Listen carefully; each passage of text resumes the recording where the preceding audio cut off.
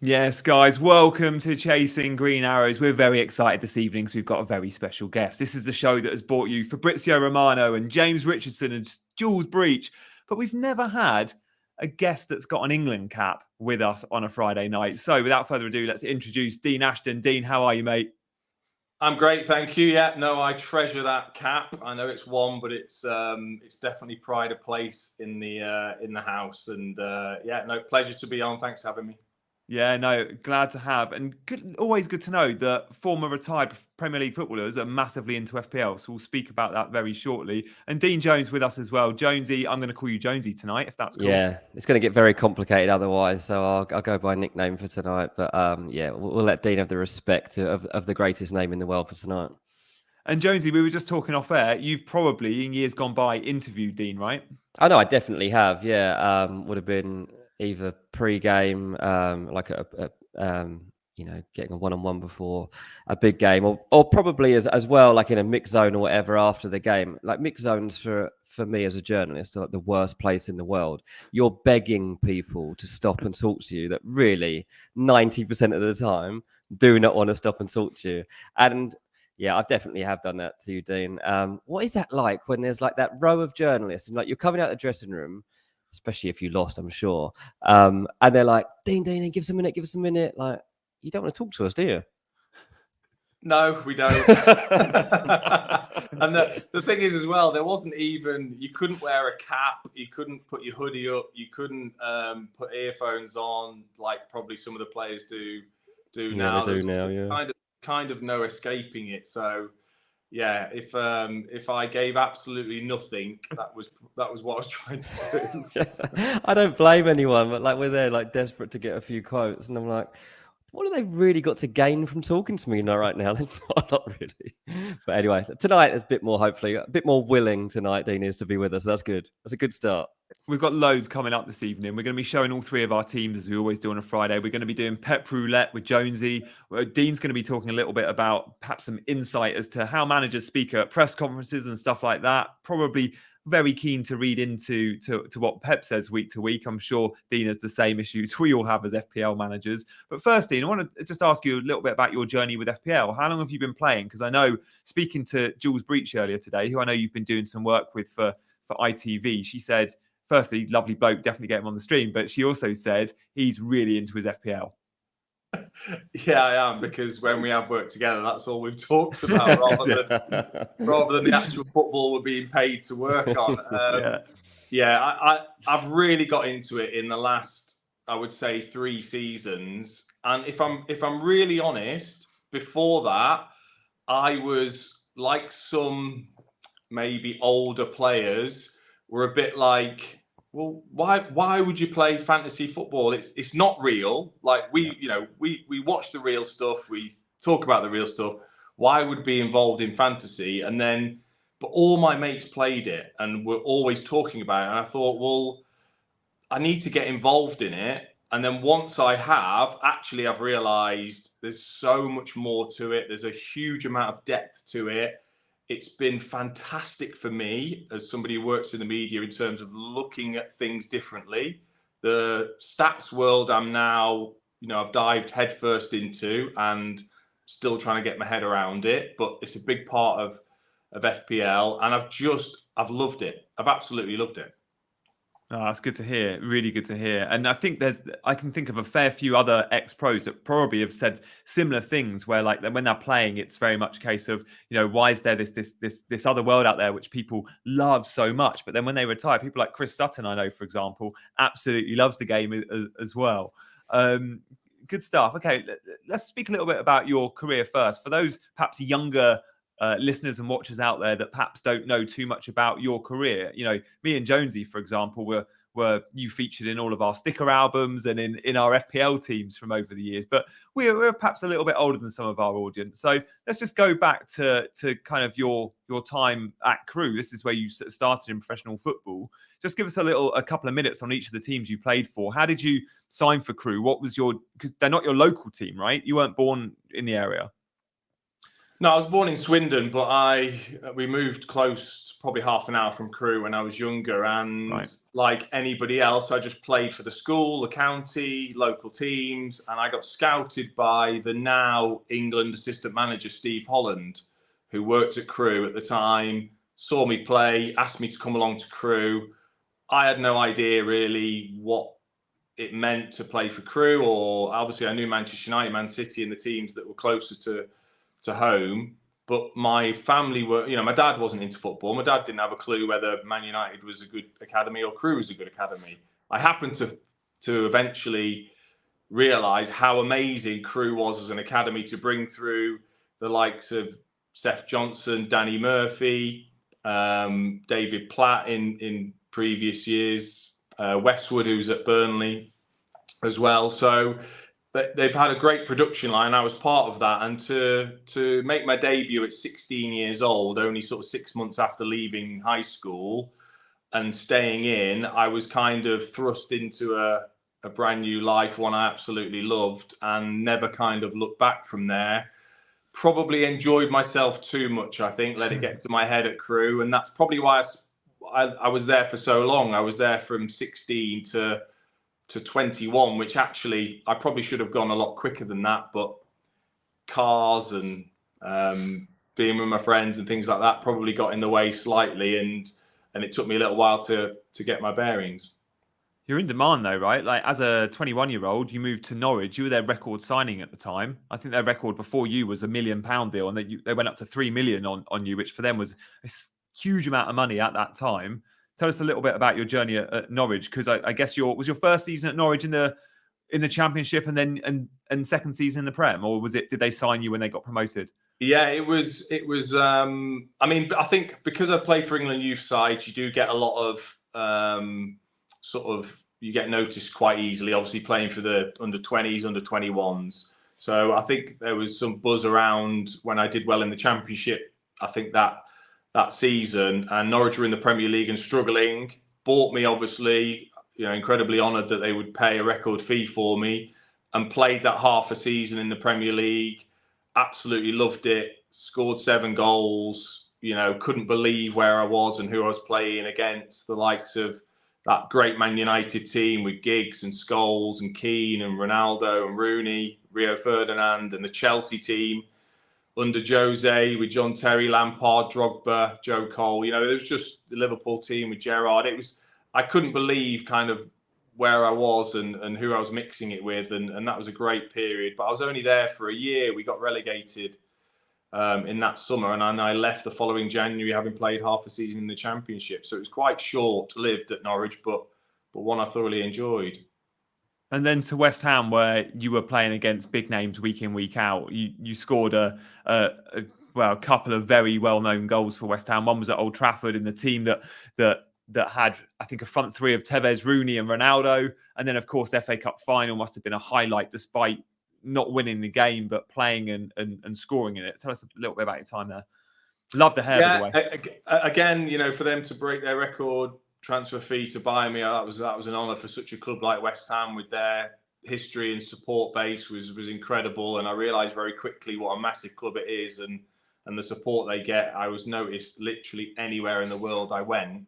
And yeah, to have that half a season, especially where we got to the FA Cup final, was incredibly, incredibly special. Very proud moment for me to score in an FA Cup final.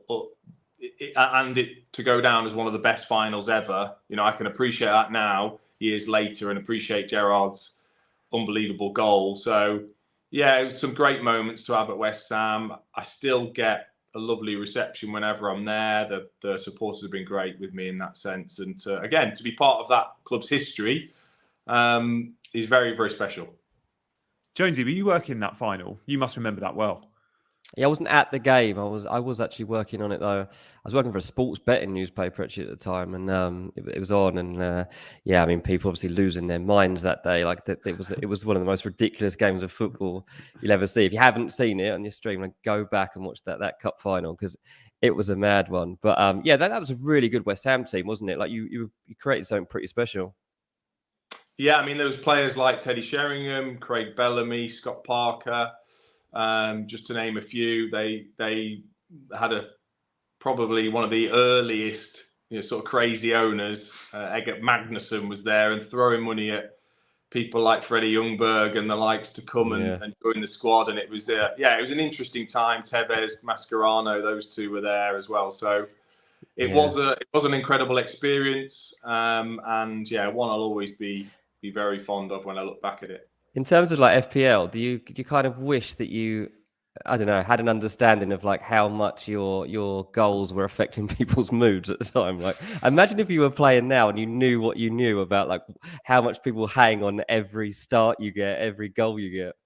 I know. Well, I do listen to some ex-players now and again talking about FPL, and they're talking about themselves, being in the game. I would have loved that. I didn't even. I know the game was about when I was playing, but I had no idea that it existed, if I'm honest, when I was playing. But it would be more, people would come up to me and say, "You lost me a bet," or "You won me a bet." Oh yeah, of course. Like if I'd scored. But yeah, I think and probably for me, Championship Manager was something when we were very young, my mates would be playing it and I would be on the game and that sort of thing. So fantasy seems like the sort of, I know it's been going a long time, but it feels to me like it's really kicked off in probably the last 5, 6, 7 years, and sort of everyone seems to be involved in it. So it would have been great to captain myself.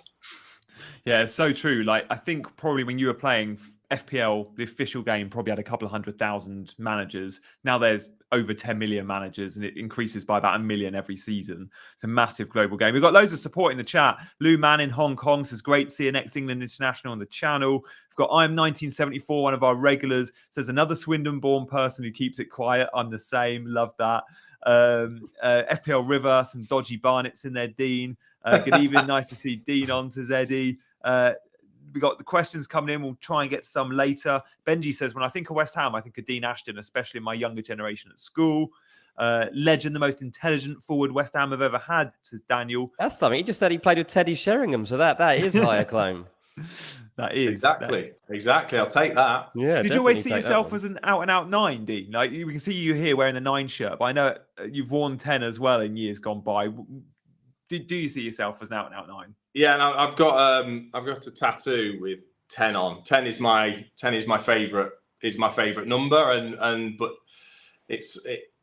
people wanted me to wear, West Ham wanted me to wear number 9 because it was Jeff Hurst and the likes have worn it in the past, and wanted me to wear it, and I was of course honoured to wear it. But I see myself, and because I'm 6'2", stockily built.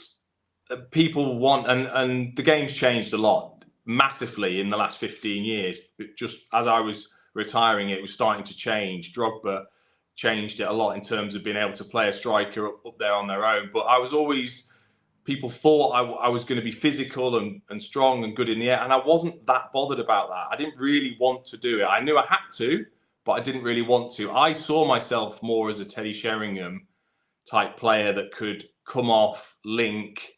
I enjoyed that side of it rather than the physical side, but obviously being the size I was, I had no choice but to get stuck in. Yeah, and the England cap. Tell us a little bit about that. You must remember the game so well and the call up so well. I do, yeah. I mean, the first time I was called up to Steve McLaren's first squad, again to get that text message and then the phone call. It is an incredible feeling. I know all players say, but it is, because you never quite expect it, and when it comes, it's a dream come true. So to get that, to go along, like I said, with the sort of so-called golden generation of players, but to then break my ankle the day before I was meant to make my England debut was obviously very, very difficult. A long time later, Fabio Capello's in charge. I get back into the squad, having worked really hard, and that's when I got the cap. Away in Trinidad and Tobago was a special experience with the likes of David Beckham and Gareth Barry, as we see there. It was, it was. I just went along with the ride. To be honest, it was still very new for me, but to be around those players and experience it, it's something very unique. Being away with England, it's every single step you take is videoed and scrutinized, and it was terrific to stand there sing the national anthem and know you've achieved something that not many people get to achieve, I think was incredibly special and something I'll always remember. Yeah, it's awesome. Guys, we'll be talking FPL very shortly, and later in the show, we'll ask Dean a little bit about his perhaps his England squad for the World Cup. Maybe we'll get his front three, and we'll ask him about a couple of players should they not make the squad. Coming up, we've got Pep Roulette, but before we go there, I've got a question in the chat from Eddie again, one of our regular viewers. Dean, did you play with Tevez? He was that good. I know you played against him. Did you ever play? Did you play with him or? We were at the club. We were at the club at the same time, but that's I'd broken my ankle in the summer, and then they went in and got this amazing transfer of Tevez and Mascherano, who both turned up overweight and out of shape, and we were all going, "Really, these two?" And they weren't great to start with, but I sat there day in day out doing rehab, watching, especially Tevez. I don't think Mascherano really took off until he went and left West Ham, but Tevez was just fantastic. What a talent, and what the work rate, the work ethic that he had, the enjoyment he had. I was so impressed. I was just thinking, I hope I can be fit so I can play with him. But he obviously ended up going to Manchester United, and it wasn't a surprise. Big man, little man. It would have been some combo as well. No, yeah. I'd have still been doing the hard yards, wouldn't I? Flicking it on and getting battered. Yeah. You know your place with Tevez on there. Okay, good stuff. Well, I think we'll move on to some FPL chat. Look, as always, and Dean, you'll know we from watching a couple of shows, I know you've checked out. We do this thing called Pep Roulette. So I'll let Dean explain that after this title sequence.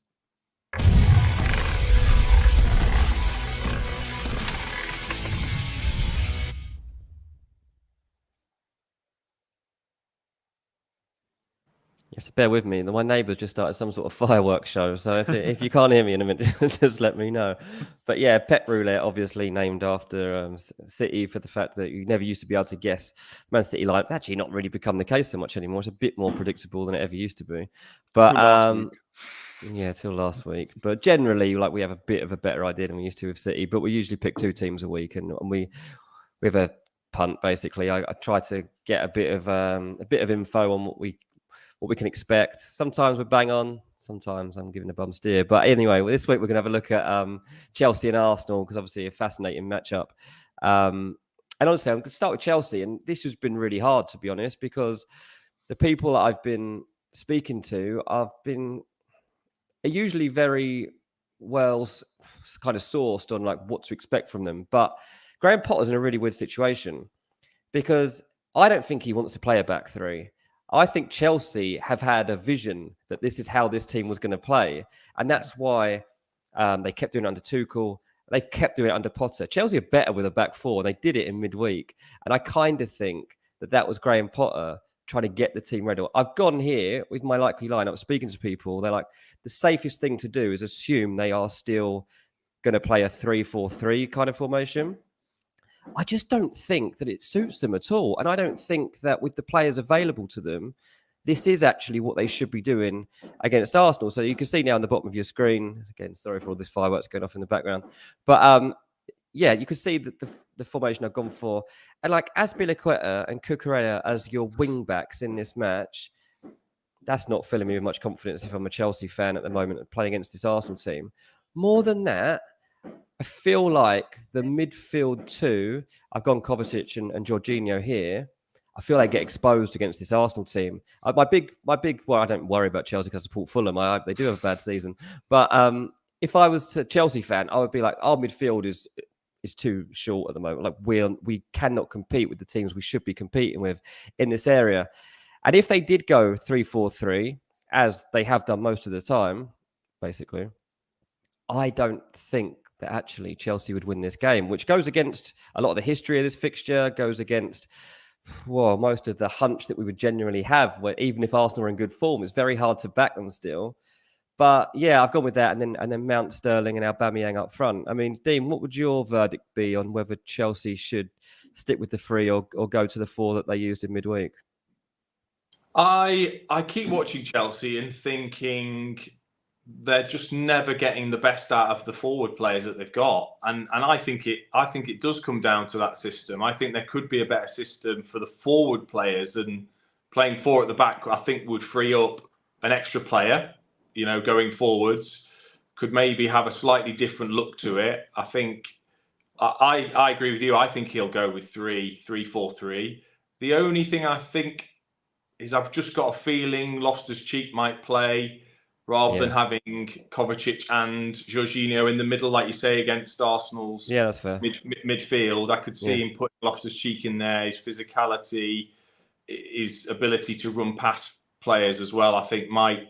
But then again, he might play him at right wing back as well and put Azpilicueta in the back 3. We're not quite sure, but I think for the forward players, a 4 at the back and an extra player going forwards, I think would change them.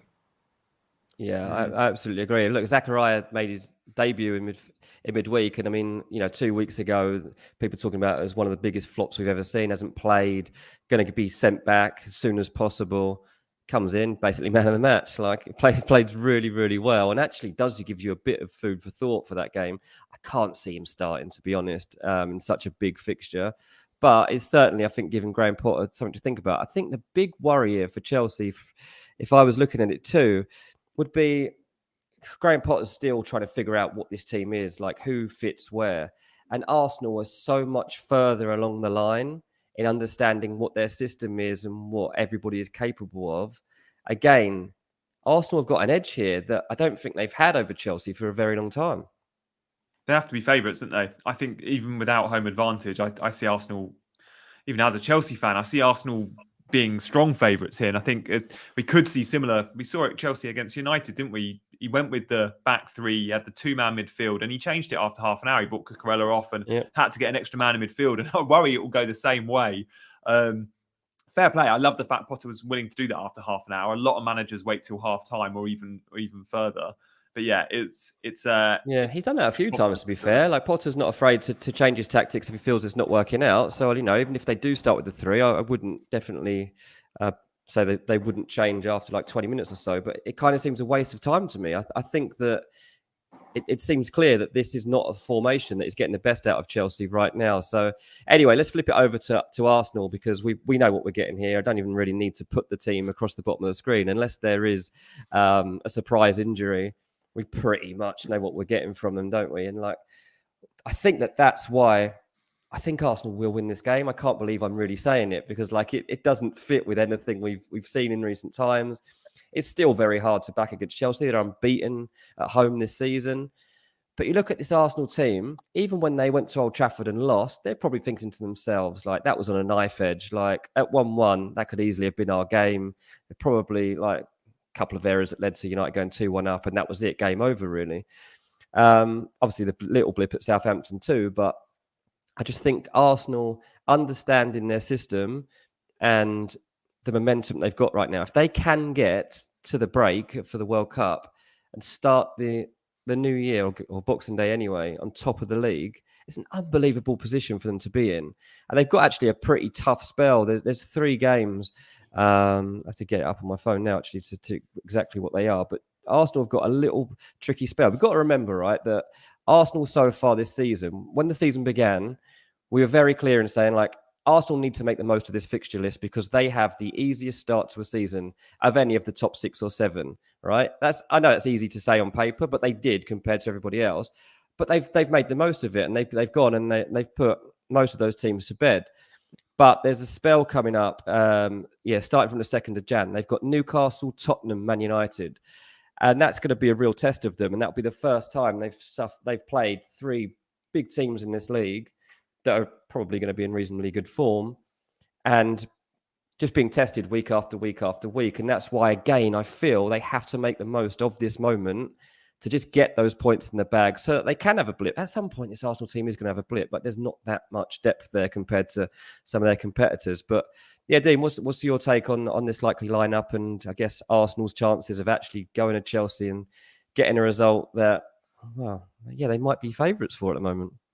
I think they are favourites. I think they're quite strong favourites, actually. I think with the fullback issues that Chelsea have now got, and with how good Martinelli and Saka have been, in the wide areas, I think it's going to be a real issue for Chelsea. Arsenal also, they've won 4 out of the last 5 against Chelsea in the Premier League, so they've got a great record against them in recent years. And I love watching Arsenal at the moment. You have to. I mean, their attacking players are free flowing.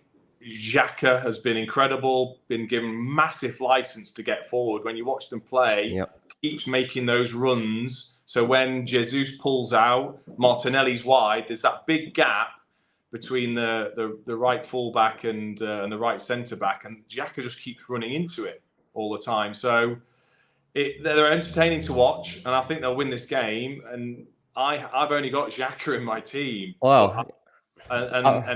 It's a bit of an issue because they've been so good going forwards, the Arsenal forwards, and I don't see that stopping this weekend. I think there'll be goals in it for them. If you could change that right now, if you could have any 2 Arsenal players right now in your fantasy team, well, who would you pick? I'd have the 2 wide players. I'd have Martinelli and Saka. I think that they'll be both very much considered once we come back from the World Cup, depending on injuries and things like that. But I just think those 2 are just so electric in the way that they play and take set plays that. Yeah, I'm sort of holding my breath every weekend with Arsenal because I haven't got Jesus, Odegaard, or those 2. Yeah. Is Jesus a 9 for you? He's obviously an incredible signing for Arsenal, and we know Arteta knows him and Zinchenko so well, and he's creating similar to what Pep created at City with this Arsenal team. But we saw him play out wide right a lot for City. His work rate's obviously incredible. He's a brilliant team player. As an out-and-out finisher, number 9, do you see him having a long-term future as a 9 at Arsenal, as a lone forward? I do, actually. And he's impressed me with his physicality. He actually does. He'll occupy 2 centre-backs, not a problem. He's a lot stronger than I thought he was. The way he can roll defenders and manipulate the ball at the same, he's just so talented. And I think if all I was seeing from him was work rate and creativity for others, I'd be like, but if you look at his underlying stats, it's not like he's not having chances. Yeah. And at some point, and because I haven't got him, I am waiting for the 2 goals, the 3 goals. I'm expecting it from him. I don't want it, but I'm expecting it from him because he keeps getting in the positions, he keeps getting the chances, and he's going to take some of them at some point. Yeah, I've kept him for that reason, basically. I'm just looking at it now. So Jesus is 59% owned in the game at the moment. And I was just thinking to myself, and because I wanted to get your opinion on Aubameyang. Aubameyang is 1% owned. He's 8.8 million in this game. Jesus is 8 million. Obviously, you would look at it historically and Aubameyang's goal record and stuff, and you'd think if you hadn't seen matches this season, you just to look through this list and you saw Aubameyang available at £8.8 million playing for Chelsea, you might look at this and you'd be like, I'm having some of that. That would probably look on paper like a good player. Yeah. What do you feel about Aubameyang at this moment in his career and also in this role that he's got at Chelsea? I think unless Drogba comes back, I won't touch any Chelsea striker. I just won't. I just don't see. They have to do a lot of work for, I think, quite little benefit in terms of, being created the chances. I think they can be quite slow, Chelsea, in their build-up. That might change under Potter, of course, but it seems like for quite a few years it's been quite slow. It benefits Mount and maybe Sterling, those players that kind of come out and play as almost 2 10s at times, and they have done under Tuchel. So I don't think it's him. I think if he was in the right team, he'd score goals and I'd really consider him. But if you're comparing him and Giz, there is no comparison. I don't all of a sudden see Aubameyang scoring lots of goals, as I wouldn't see many strikers scoring lots of goals if they played as a 9 for Chelsea. Does that change this week? Obviously, playing against Arsenal, knowing that for months him and Arteta just didn't see eye to eye, whatever it was about his behaviour, or whether it just Arteta just didn't fancy him, whatever it was. As a player, how will Aubameyang, do you think, feel going into this game? And sometimes, I don't know if you ever had this either, were you ever too fired up for a game or too desperate to prove a point? Because there must be quite a fine line there. Yeah, there is. Look, he'll be extra motivated. There's no doubt. You always are, but it's striking that balance of not being too eager, and then you end up, when you do get those chances, maybe snatching at them, getting involved with players and you've been friendly with, and that communication you have between the two of you can put you off when you're maybe not as concentrated as you should be. And you also, you got to think it the other way. The Arsenal players, some of them players might not like him for a start. Some of those players, they'll be talking about it and be saying, we can't have him scoring against us. We got to, the defense will be saying that. So it works both ways, but I much fancy Arsenal in this game rather than Chelsea. Good stuff. Loads tuning in. Thank you everyone for watching live, and thank you for the thousands that watch on catch up as well. I know we interact loads with the live chat, but if you're watching this on catch up, do drop a comment and we'll look to respond. Loads of you are tuning in to see our teams. Many want to see mine and Jonesy's teams, but especially probably want to have a look at Dean's team for the first time this season. So next up, we'll have a look at our team reveals.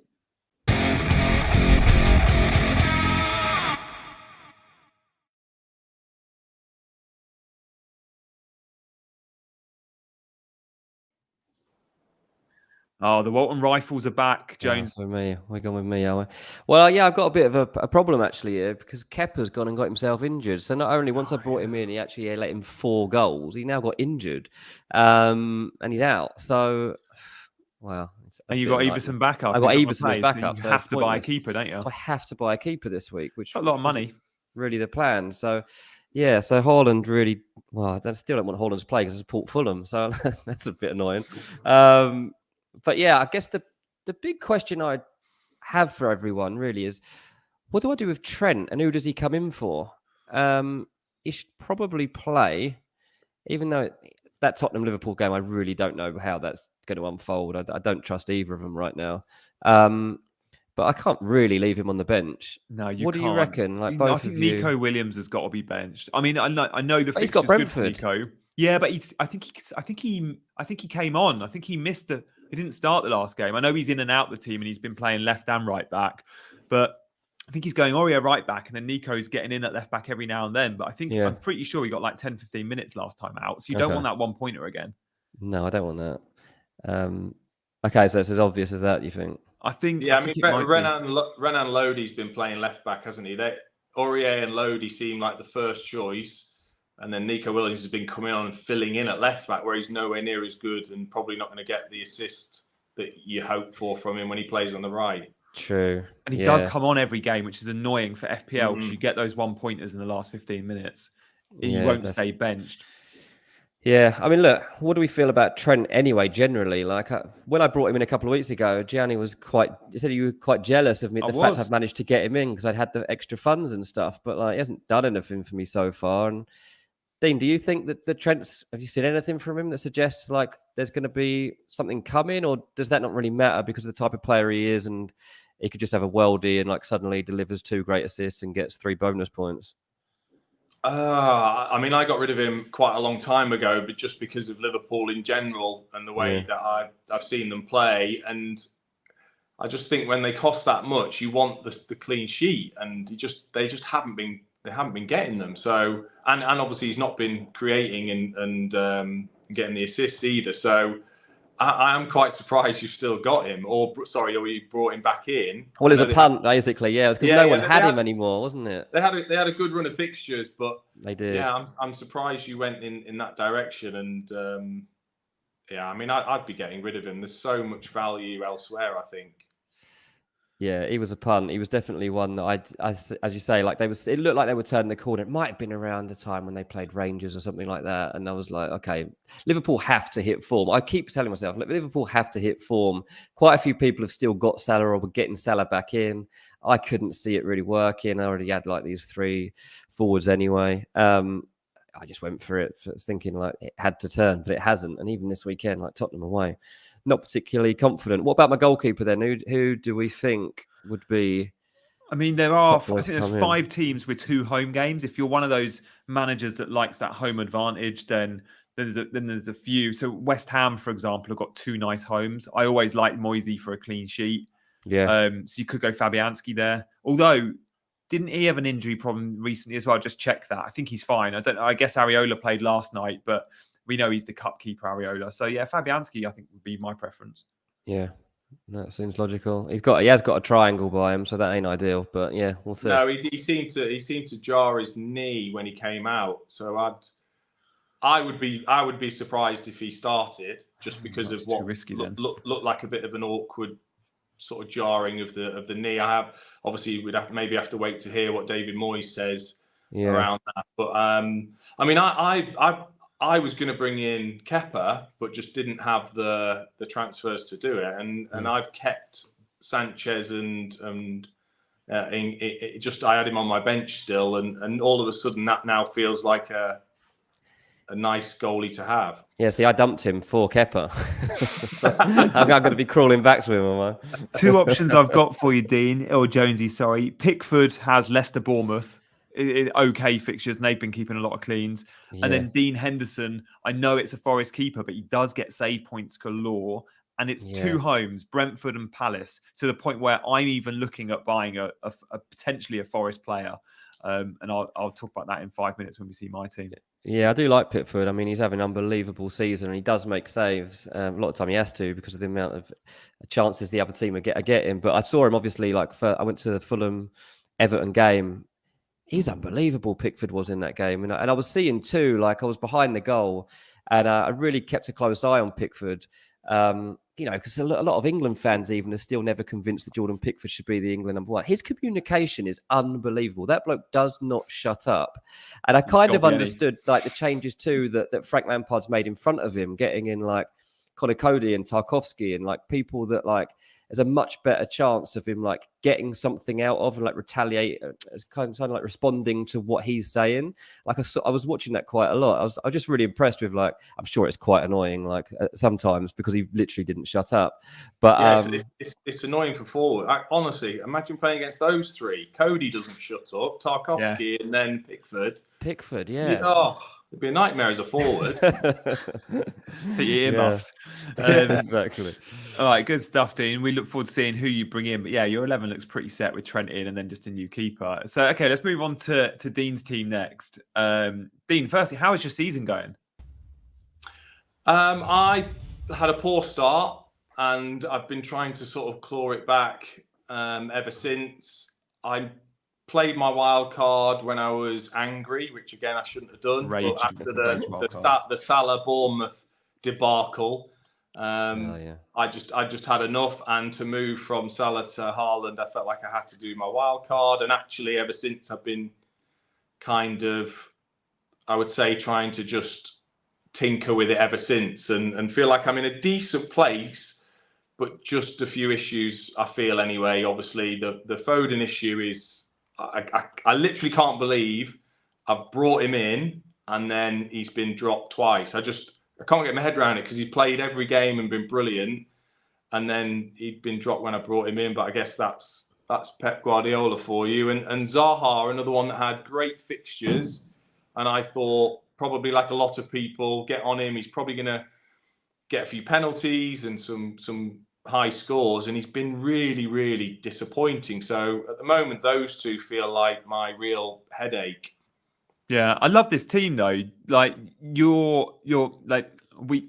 Dean and I, or Jonesy and I, sorry, as well as 99% of the chat, probably spend far too long on FPL Twitter. And when you do spend too long on FPL Twitter, you'll end up having very similar looking teams, and you neglect players that score really good points, but perhaps aren't fashionable picks. So the likes of Xhaka, for example, even Callum Wilson, Castagna, another one, even Saliba, these guys have been delivering massive, massive points. Webster's been good value for a few cleans, and even Billing, in terms of value and seeing where he is on the pitch, he's quite advanced. He's not the Billing we know from Huddersfield. Your team has got a lot of differentials in there that have been doing well. So yeah, firstly, good shout with the team. But yeah, Zaha is an interesting one, because you bought him in for that run of games and it was a sea of green, wasn't it? But he's just not delivered. And it's hard with Palace, because Jonesy, we spoke a little bit about Zaha recently, and we just questioned whether or not you'd want to spend that sort of money on a Palace player. Sure, he's a little bit more reliable than an Elise or an Eze, but you can get those guys for 2 million less. And that's the sort of level of commitment you perhaps want in Palace attack, a 5.5 million asset rather than a 7.5. You need someone that's way more consistent than Wilf, right? Yeah, look, he's a catalyst, isn't he, for the team? And I know Roy Hodgson reasonably well, and like when he was Palace manager, like he was so desperate for Zaha never to leave. He was the game changer. Like I know that's changed a little bit since Roy left, but he always felt that like if Zaha hadn't been in that team, they didn't really have anything or anybody that could just take a game into their own hands and do something.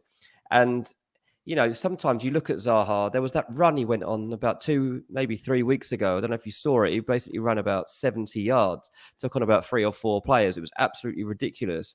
And sometimes I think he just has that in him, whereby it's almost like when you're playing like Sunday League or you're at school football and like you're better than everybody else and you just think, I'm bored of this, I'm just going to take it past everyone. Like Zaha is one of the few players that can do that, but it's frustrating from an FPL point of view. Just find him so frustrating.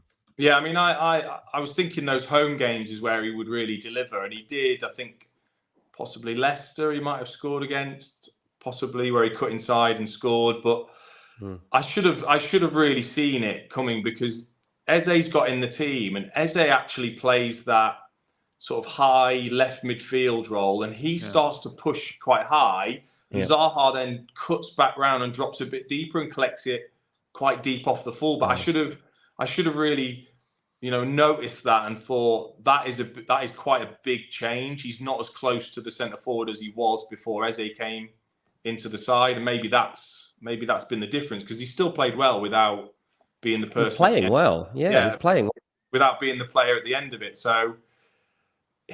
But I think I might have to. He's disappointed me so much. I think he is probably going to be out. You've got loads of money in the bank, 2 free transfers. I think you mentioned offline we were looking at possibly going Foden and Zaha to bring in. You could afford to go De Bruyne and Almiron, right? You've got enough money in the bank to make that upgrade. Foden to De Bruyne, Zaha to Almiron. Is that a move you think you might make tomorrow morning? At the moment, that is definitely the move. I think. Part of me is thinking, is Foden going to then play this weekend? It is Fulham. He could then, especially if Haaland's fit, those two seem to link incredibly well. Should I stick with him for one more week? But then again, I don't feel like De Bruyne is going to let me down if I bring him in. He could actually be, he's going to start and then he could be the one that gets big points. And this is something I feel like I've learned, especially over the last 18 months, is I feel like getting Almiron in basically to cover myself and I never used to be this person. I always used to be, I know better than you. I've played the game. I'll tell my mates, don't be so silly. Almiron's been useless. This is just a purple patch, and I've stopped being that person. And actually, I need to cover myself because I've clawed my way back into a decent position. I need to hang on to that positioning until certainly the next 2 game weeks have gone. So is that something that is important, do you think? Going with other PFL managers that have obviously gone for a certain player and the ownership's getting quite high, because if he does something well, it really knocks your positioning. Yeah, there is that kind of defensive mindset in FPL where you think you need to cover players or cover teams' attack. Some managers are more defensive than others. To be honest, I'm the wrong person to give guidance on this because I'm fairly set in my ways and go, no, I don't care too much about that effective ownership. Saying that, if you think Newcastle are a team with loads of goals in, then yeah, that plays part of your thinking that Almiron's highly owned, but also the fact that when they score, he's involved, he's playing really well, and he's only 5.7 million. So, I mean, you do have that Newcastle attack already covered. So again, if I was worried about that ownership, I'd go, well, if Almiron scores, Trippier might get the assist, I've got him, or Wilson might score goals, and if people own Almiron, they probably don't own Wilson. So I'd feel like you've got that Newcastle attack covered anyway. Yeah, I think you've got like the top 2 Newcastle assets as far as I'm concerned. Like Almiron still for me is 3. Don't get me wrong, like he's in great form and obviously confidence is playing a massive part in his situation at the moment. But like I would love to have Callum Wilson, and I've got Gabby Jesus and I've stuck with him because I know he's going to play every game. Just on the eye test, he's still coming out very well and he's getting into those positions that are going to lead to more goals eventually. But I kind of regret not jumping on Callum Wilson a few weeks back, because this guy, he's got so many reasons to be motivated right now. Not only is he like, he got an injury at a bad time when Isak was coming in. Then Isak gets out and Callum Wilson's like, no chance, mate. Watch this. And then he's got England he's trying to get into. He's trying to stay part of this Newcastle team because they're so ambitious.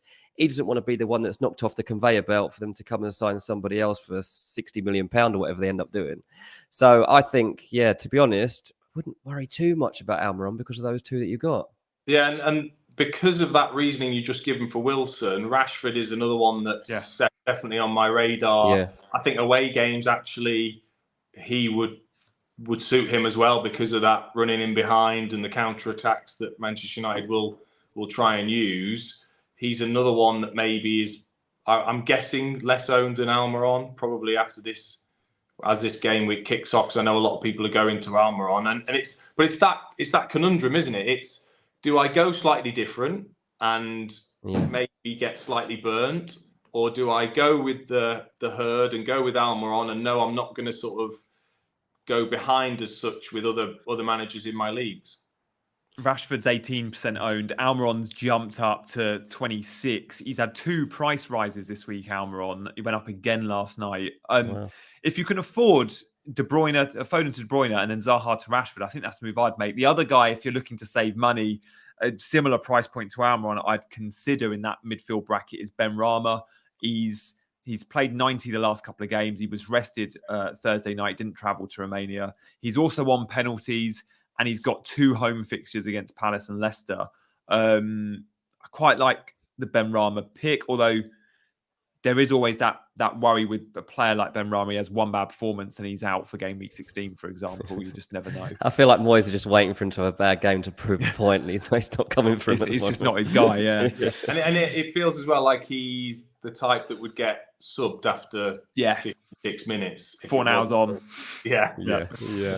Who scored 2 last night, by the way, 4 hours. I'm looking at probably buying Almiron, but I'll talk a little bit about my moves next. So good stuff. Thank you for that, Dean. We'll move on to my team before we've got Against the Obvious. We're still going to answer your questions. We've got 15 minutes left of the show, guys. Do get your questions in. We'll try and have some very quick fire Q&A at the end of the show, and make sure you are liking and subscribing the channel as well. We do these streams every Monday, every Friday at 7 p.m. I've got 2 free transfers. This will not be my 11, but this is where I'm at. Like Dean, I'll make my moves tomorrow morning. I've got so many dilemmas and 4 different scenarios that I have tweeted out, and I've gone old school. I've gone pen and paper here when planning my moves earlier today, and it's all based on whether or not I think Haaland and Foden are starting. And my hope here is with a deadline at 1:30 tomorrow. City obviously are in the 3 p.m. kickoffs. Last week we did get some team leaks on Twitter. Now, do take team leaks with a pinch of salt. It's not from the official club channel ever before the deadline, and therefore you never know. And there has been some troll accounts out there that have massively stung people. But if you're getting a blue tick account tweeting that Haaland hasn't travelled as they did last week, you have about 10 minutes to take them out your team. We might not get them, so don't necessarily wait.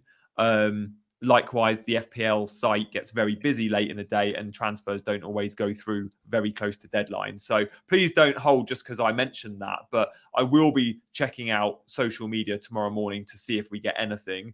And based on Haaland and Foden starting or not starting, my moves will vary. One thing I'm absolutely set on, if Haaland or Foden isn't starting, KDB comes into that team one way or another. And with 2 transfers, I can make that happen. That might involve selling Harry Kane. It might involve even selling Martinelli. I don't want to sell those players, but I feel like I have to own Triple City. And if Haaland isn't my captain tomorrow, then Kevin De Bruyne will be my captain tomorrow. And that I'm absolutely set on.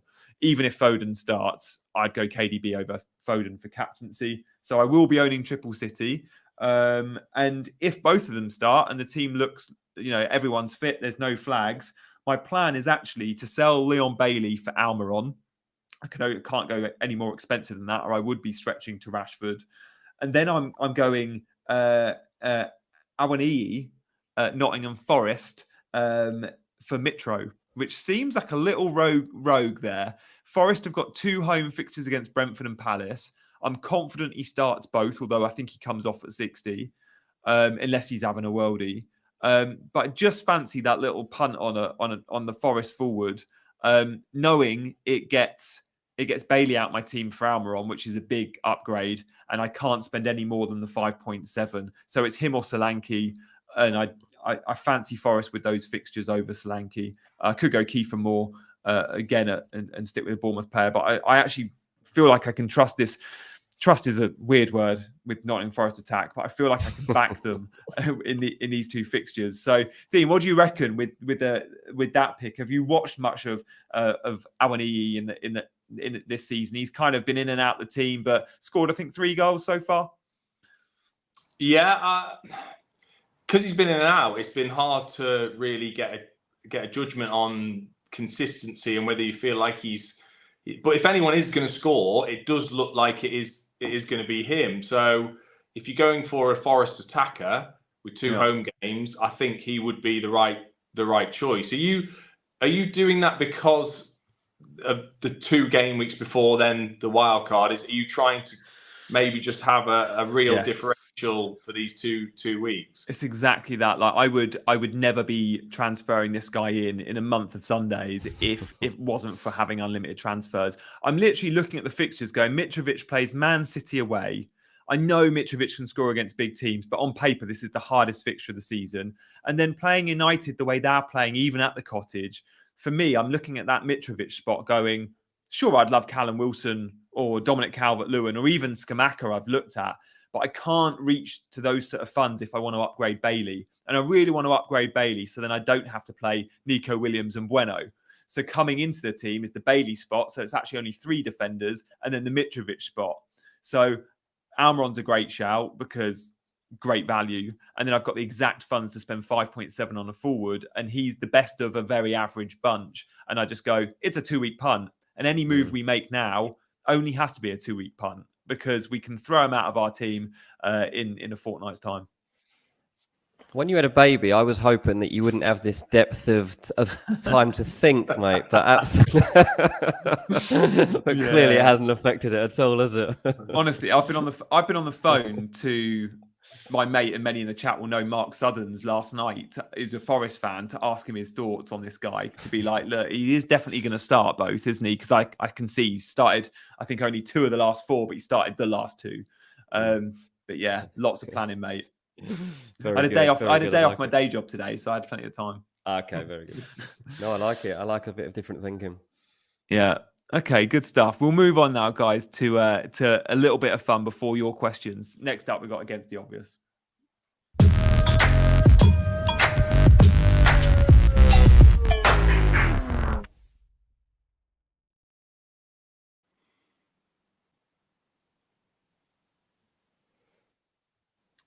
Good stuff. Who's up first? Who's going to be? Who's up first? Me, Harry Kane. Oh, a player I own, Dean owns. Jonesy, you don't own Kane, do you? I do. Oh, you do? All 3 of us own him. Mm-hmm. God, okay.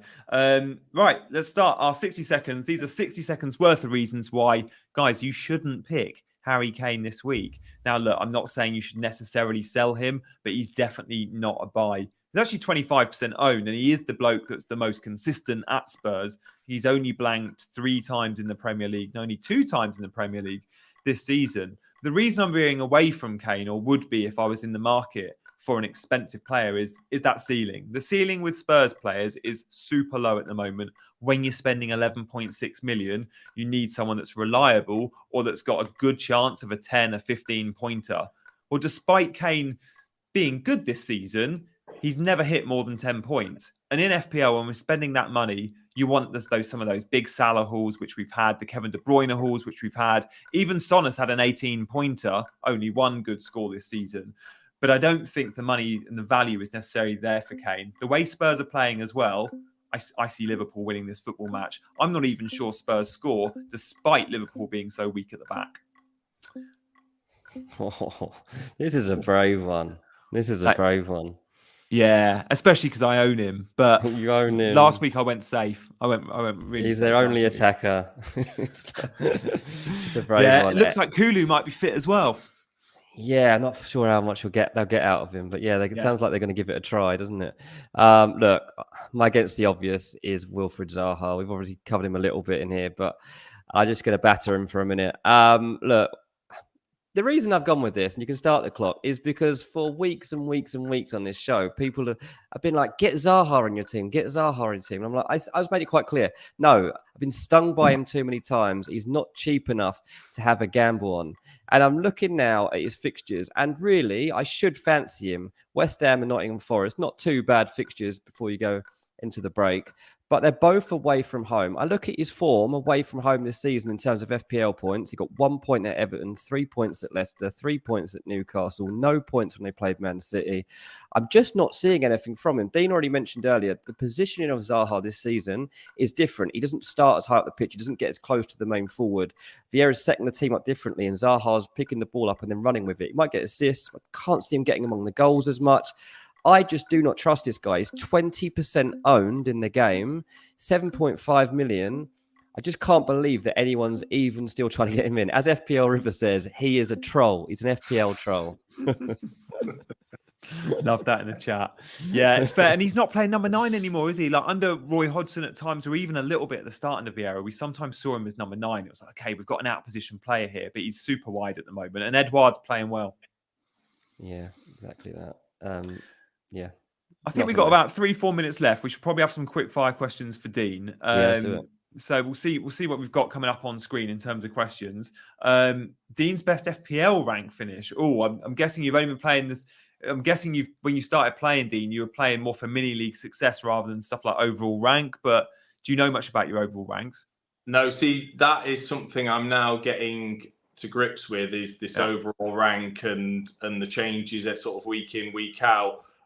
My best finish was probably about 3 years ago when I triple captained Alexis Sanchez for a double game week right at the end of the season, and that just changed my whole season. Basically, that was. But nice. It's only been the last couple of years that I've recognised this rank and took notice. So hopefully, I can have a first attempt this year at posting that. I reckon my first 6, 7, maybe even 8 years of FPL, I didn't even know you could check your overall rank. I literally just played for mini league success, bragging rights over your mates. Yeah. CH in the chat, FPL question for Dean. Do you find you have a bias or soft spot when it comes to West Ham players? Yeah, good question, CH. No, I wouldn't say I do. The thing I have, and the problem I have, is I've got this, stupid arrogance of I've played. I know what's going on. I can see with my own eyes what's going on, and that has stung that must be quite hard, to be fair. That stung me so often, and it's only again probably the last 18 months that I've tried to just ignore myself and think, no, look at the stats. See what the game weeks are coming up, who the fixtures are, all of these things, rather than just going, how, to my mates especially, I know way more than you, so I'm going to go with this. And basically, if a forward isn't as good as you are, do you be like, no, I can't pick him, I'm better than him? There's no way he's getting in my team. Exactly. I've mellowed. I've definitely mellowed over the years. Daniel Banks asking about your favourite goal. Is it one of the two mentioned, the FA Cup final, the Old Trafford overhead kick? Guys, when we finish this, just YouTube Dean Ashton at Old Trafford's goal. It's a worldie.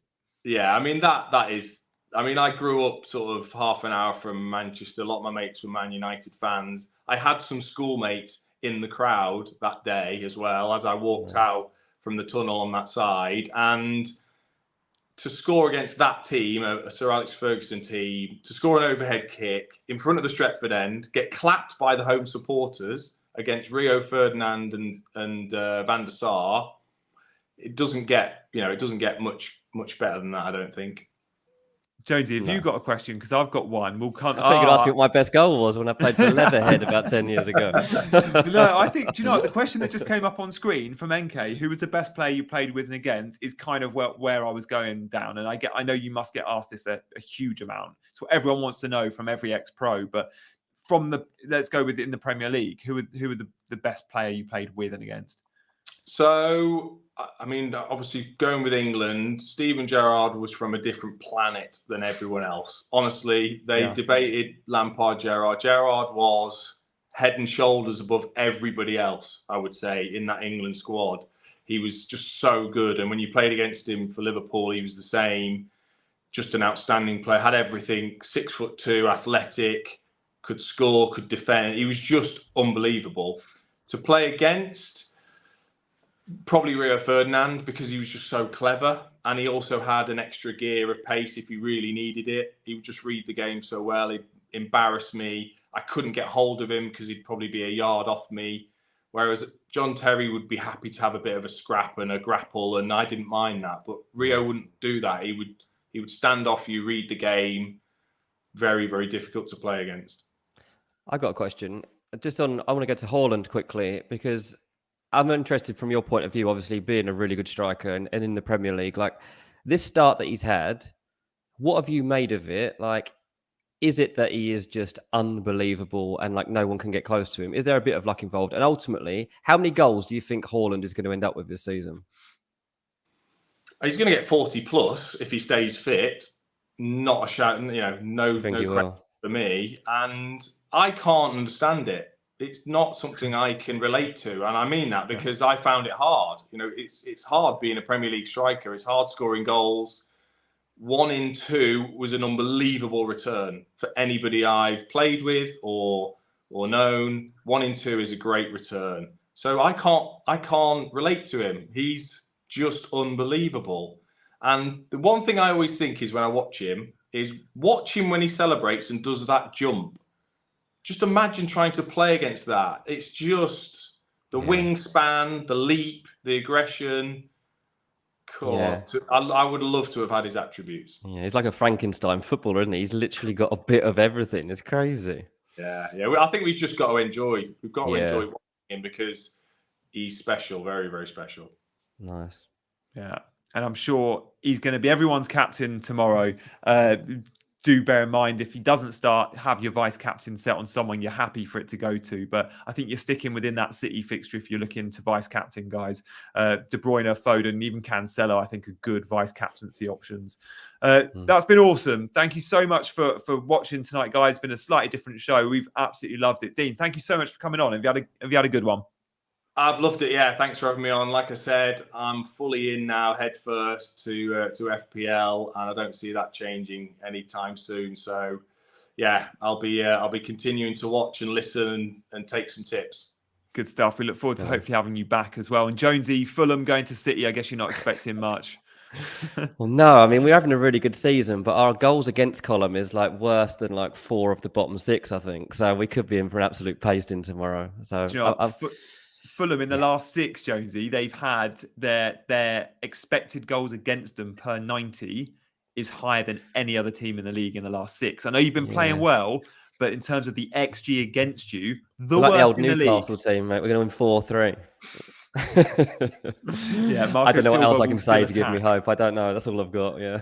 Yeah. Make sure you've got triple City for tomorrow, guys. And make sure you're captain and a City player as well. I don't like to tell you how to manage your FPL teams, but that is exactly one bit of advice you have to have this week. Yeah. But for now, guys, I've been Gianni. He's been Dean. He's been Jonesy, and we've been chasing green arrows. Good night.